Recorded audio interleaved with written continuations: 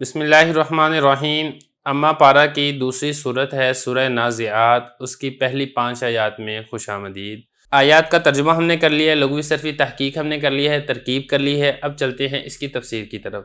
لیکن سب سے پہلے آپ ربط دیکھ لیں کہ جو سورہ نازعات ہے اس کا سورہ نبا کے ساتھ کیا ربط تھا۔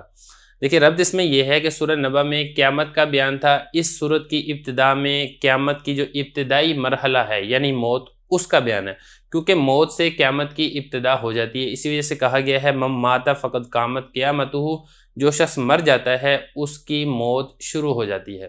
تو موت کی اجمالی کیفیت کا بیان ان پہلی 5 آیات کے اندر کیا جا رہا ہے تاکہ نادانوں کو معلوم ہو جائے کہ قیامت دور نہیں ہے، بلکہ قیامت کی جو ابتدائی چیزیں ہیں اور جو اس کے اسباب ہیں موت، وہ بہت زیادہ قریب ہیں۔ اسی لیے اللہ تعالیٰ نے سورت کے شروع میں فرشتوں کی 5 صفات ذکر کی ہیں جن کا تعلق انسان کی موت سے اور روح کے کھینچنے سے ہے، اور ان 5 صفات ذکر کر کے اللہ تعالیٰ قسم اٹھائی ہے، اور ملائکہ کی قسم اللہ تعالیٰ نے اس لیے اٹھائی ہے کیونکہ آج یہ عالم کے نظام کے اندر دخل رکھتے ہیں، اور قیامت کے دن جب تمام مادی اسباب کے رشتے ٹوٹ جائیں گے تو اس وقت بھی ان فرشتوں سے ہی اللہ تعالیٰ کام لیں گے۔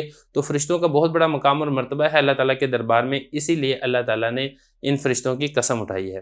اب اس کے بعد آپ دیکھ لیں، ان ساری آیات کو ایک ایک کر کے دیکھ لیتے ہیں۔ پہلے نمبر پہ اللہ تعالیٰ نے فرمایا والنازعات غرقا، یعنی میں قسم اٹھاتا ہوں ان فرشتوں کی جو غوطہ لگا کر روح نکالتے ہیں۔ اس سے مراد وہ فرشتے ہیں جو کافروں کی روح نکالتے ہیں۔ کافر کی روح مصائب آخرت سے گھبرا کر بدن میں چھپنے کی کوشش کرتی ہے، تو جو فرشتے ہیں وہ بدن کے اندر گھس کر انتہائی سختی کے ساتھ اس روح کو نکالتے ہیں۔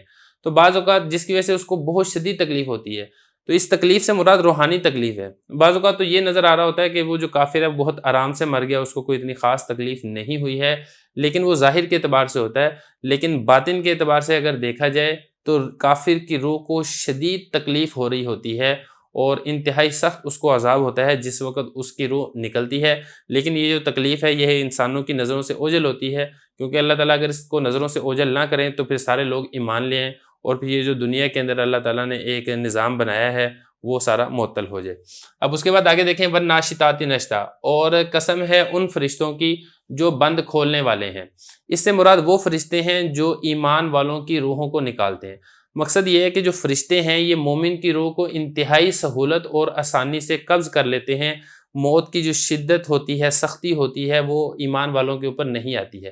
تو چونکہ ایمان والوں کے سامنے قیامت کی اور جنت کی وہ ثواب اور نعمتیں ہوتی ہیں، اس لیے جو اس کی روح ہوتی ہے وہ جلدی سے اس کی طرف نکلنا چاہتی ہے۔ تو گویا کہ ایسے ہی ہے جس طریقے سے ہوا کسی چیز میں بند ہو، آپ اس کے بند کھول دیں تو ہوا فوراً نکل جاتی ہے، یا کسی چیز کے اوپر کوئی ڈھکن ہو، آپ ڈھکن اٹھا دیں تو اندر والی چیز فوراً باہر نکل جاتی ہے، بہت سہولت کے ساتھ، نرمی کے ساتھ اور آسانی کے ساتھ۔ اسی طرح جو ایمان والوں کی روحیں ہیں جب ان کی موت کا وقت قریب آتا ہے تو یہ بھی بہت سہولت اور نرمی کے ساتھ یہ باہر نکل آتی ہیں۔ اچھا بعض اوقات یہ ہوتا ہے کہ ہمیں موت کی شدت اور تکلیف محسوس ہو رہی ہوتی ہے، لیکن اگر باطنی اعتبار سے دیکھا جائے تو مومن کو موت کے وقت ایک راحت بھی نصیب ہوتی ہے جس وقت اس کی روح اس کے بدن سے نکلتی ہے۔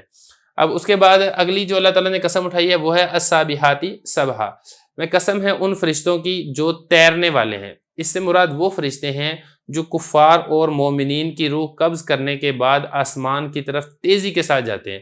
تو تیزی کو تشبیہ دی گئی ہے تیرنے کے ساتھ۔